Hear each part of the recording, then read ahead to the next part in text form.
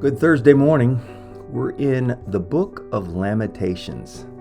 Lamentations can be described as the continuation of the book of Jeremiah, where for 51 chapters the prophet predicted Jerusalem's downfall, and the 52nd chapter records the terrible defeat of the holy city when Nebuchadnezzar, the king of Babylon, burned the city and the temple. Jeremiah is often called the weeping prophet because he warned, witnessed, and wept over the terrible destruction of the city of God. In the Book of Lamentations, this distraught prophet wrote 5 lengthy chapters bemoaning the terrible events that took place when Jerusalem was made desolate and the temple was burned to the ground. The Book of Lamentations appears initially to be little more than a real lengthy downer.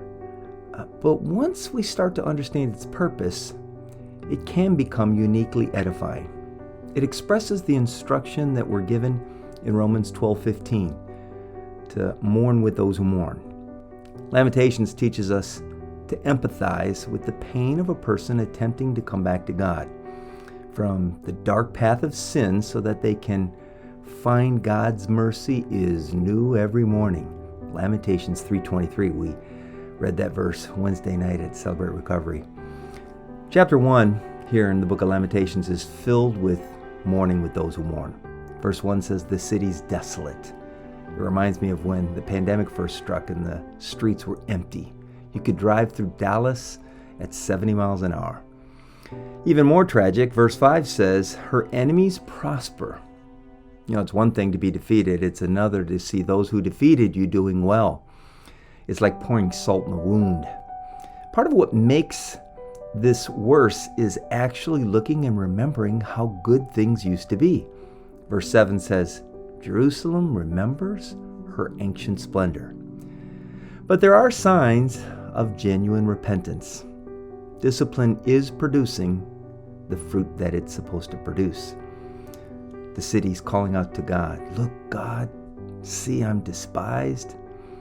Lord, you're right for disciplining us. We've rebelled against you." Now, it would be much better if the city had repented before things became catastrophic. But for you and I, if we ever find ourselves deep in a ditch, the first thing to do is to stop digging. Look around. Ask yourself, what got me into this hole in the first place? And start to climb out by looking up to God Himself, turning back to Him, acknowledging your fault, and eventually you will find that His mercies are new every morning. The closing verses of this chapter serve as a good prayer for repentance. "See my anguish. My heart is broken, my soul despairs, for I have rebelled against you, and my groans are many. I am sick at heart." Keep pure before God. I'll see you tomorrow.